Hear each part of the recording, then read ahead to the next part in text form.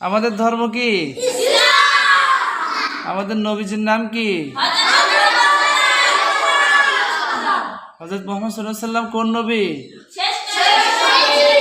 আখিরি জামানার শেষ নবী, তাই তো?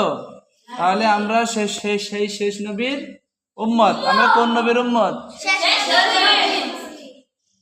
তাহলে নবী করিম সাল্লাল্লাহু আলাইহি ওয়াসাল্লামের কথা, কাজ এবং কোনো কাজের সমর্থনকে হাদিস বলা হয়। নবী করিম সাল্লাল্লাহু আলাইহি ওয়াসাল্লামের কি হয়? কথা, কাজ, কোনো কাজের সমর্থনকে হাদিস বলা হয়। কি বলা হয়? হাদিস।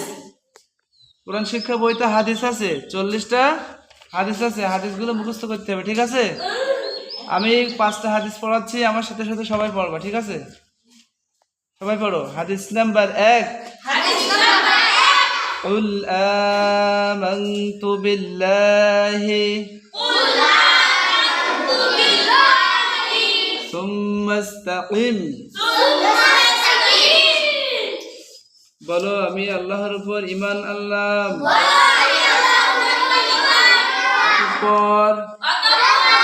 তারপর অবিচল থাকো। হাদিস নাম্বার 2, আত-তুহুরু শাতরুল ঈমান।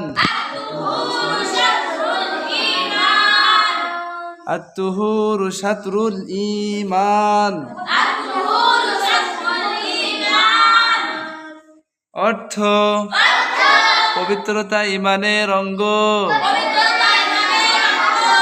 পবিত্রতা অর্জন করতে গেলে আমাদের সর্বপ্রথম যে কাজটা করতে হয় সেই কাজটা কি?